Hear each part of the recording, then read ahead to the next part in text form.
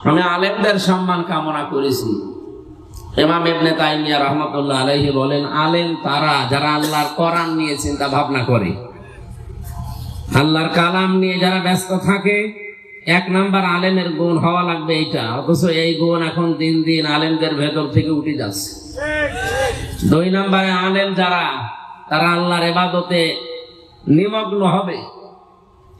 এটা সবচাইতে বেশি পাওয়া যায় ফাইদা ফারাগতা ফানসাব ওয়া ইলা রাব্বিকা ফারগাব। হে নবী, আপনি যখন অবসর পাবেন তখন আপনার রবের দিকে মনোনিবেশ করেন। এটা সবচাইতে বেশি করা যায় জেলখানা থেকে। আমার এই 33 বছর বয়সে 3 বছর ছিলাম ভেতরে, বাকি 30 বছরে আমি যা করেছি, এই 3 বছরে আমার মনে হয় 30 বছরের চাইতে বেশি হয়ে গেছে। ওটা একটা ইবাদতের জায়গা, ট্রেনিং। ওখানে যে সমস্ত আলেম গুলো এখনো আছে, তারা যে ইবাদত বন্দেগী করছে, আল্লাহ যেন তাদের কবুল করেন, তাদের মাফ করেন।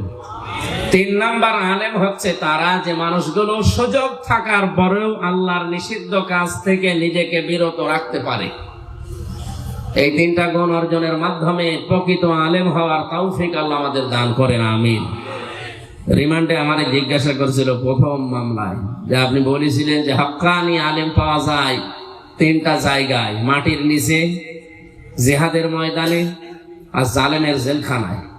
কোথায় পেলেন আপনি? আমি একে হাদিস কেন বানাই? ইমাম ইবনে তাইমিয়া রাহমাতুল্লাহ আলাইহি তার কিতাবে এটা লিখেছেন। আমরা অনেকেই, বিশেষ করে বাংলাদেশ, ভারত, পাকিস্তান, এই 3টা দেশে হক্কানি আলেম চিনতে ভুল করি। আমরা অনেকেই মনে করি হক্কানি আলেম মানে যে দরবারে বসে বসে শুধু হু হু করে এই লোকটা না। ইমাম ইবনে তাইমিয়া লিখেছেন, হক্কানি আলেম যদি কেউ দেখতে চাও, সর্বপ্রথম তোমার মাটির নিচে যাওয়া লাগবে, কবরে।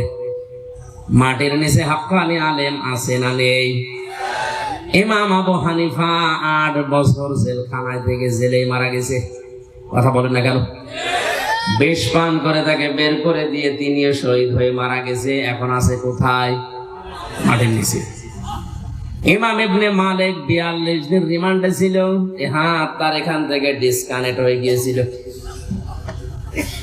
যত হক্কানি আলেম আমরা পৃথিবীতে নাম শুনি, সবগুলো এখন প্রায় মাটির নিচে। তিনি বলেন, 2 নম্বরে তোমরা যদি দেখতে চাও যে হক্কানি আলেম কোথায় পাওয়া যায়, জিহাদের ময়দানে যাও। নিজের বিবি, মাল, বাচ্চা, সম্পদ, সন্তান, প্রভাব, প্রতিপত্তি দুনিয়ায় একদিকে, খালি পায়ে খালি গায়ে শুধু তরবারি নিয়ে ছুটতেছে জিহাদের ময়দানে আল্লাহর দ্বীন কায়েমের নেশায়। এই মানুষগুলোর জীবনে একটাই আশা, ওয়ালা তাহসাবান্নাল্লাযীনা কুতিলু ফি সাবিলিল্লাহি আমওয়াতা বাল আহয়াউন ইনদা রাব্বিহিম ইয়ারযাকুন। সূরা আলে ইমরানের 169 নম্বর আয়াতে আছে, আল্লাহ পাক বলেন যে মানুষগুলো আমি আল্লাহর রাস্তায় জীবন দেয়, এদেরকে মৃত বলবা না, এরা জীবিত, এবং আমি আল্লাহর কাছে এরা রিজিক পায়। জোরে বলেন সুবহানাল্লাহ। মুফতি হারুন স্যার এখনই যদি মারা যায়, আর যদি ঈমান নিয়ে মারা যায়, কবরে দেবেন, ঘুমিয়ে পড়বে, কিয়ামত পর্যন্ত ঘুমাবে, এই শেষ। এর আগেও কিছু নেই, পরও কিছু নেই। যদি ঈমান নিয়ে মারা যায়, ইসরাফিল যেদিন ফৎকার দেবে সেদিন উনি উঠবেন। কিন্তু উনি যদি শাহাদতের মরণ পায়, কবরে যাওয়ার পরে আর ঘুমাবে না, উনি জীবিত। শুধু জীবিত না, জেগে থাকলে খাওয়া লাগে। কথা বলেন না কেন? কিয়ামত পর্যন্ত আল্লাহ জান্নাতের খাবার গুলো নিজে তাকে খাওয়াবে। 3টা বছর এই যে কোরআন শরীফ আমার সামনে, যতদিন আমি তাহাজ্জুদের নামাজ পড়েছি, একটা কথা শেষের দিকে বলতাম, আল্লাহ মরণ তো আজ হোক কাল হোক, মাস্ট বি আসবে। আল্লাহুম্মা ইন্নী আসআলুকা শাহাদাতান ফি সাবিলিক, তুমি মেহেরবানি করে শাহাদতের মরণ আমারে দিও। আর জোরে বলেন আমিন। এ দোয়া শুধু আমার একার দোয়া না, আমাদের সবার দোয়া।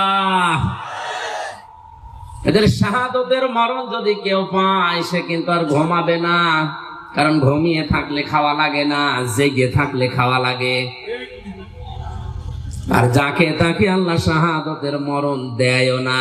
ওয়ালিয়ালামাল্লাহুল্লাযীনা আমানু ওয়া ইয়াত্তাখিযা মিনকুম শুহাদা ওয়াল্লাহু লা ইউহিব্বুয যালিমিন। সূরা আলে ইমরান 4 নম্বর পারার 6 নম্বর পৃষ্ঠার 15 নম্বর লাইনের 140 নম্বর আয়াতের শেষের দিকে আছে। এটা তাফসিরে হক্কানিতে পাবেন। আল্লাহ পাক বলেন, এই পৃথিবীতে কিছু মানুষকে আমি আল্লাহ শাহাদতের মরণ দিয়ে ধন্য করতে চাই, যাদের ঈমান এবং কাজকর্ম প্র্যাকটিক্যাল লাইফ আমি আল্লাহর পছন্দ হয়।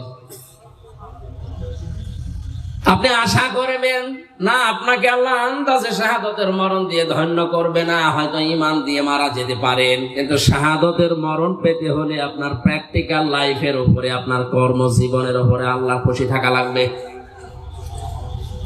শব্দের দিকে খেয়াল করে শোনেন। এই পৃথিবীতে কত মানুষ হার্ট অ্যাটাক করে মারা যাচ্ছে, কত মানুষ কিডনি পচে মারা যাচ্ছে, বিছানায় ধুকে ধুকে প্যারালাইজড হয়ে মারা যাচ্ছে।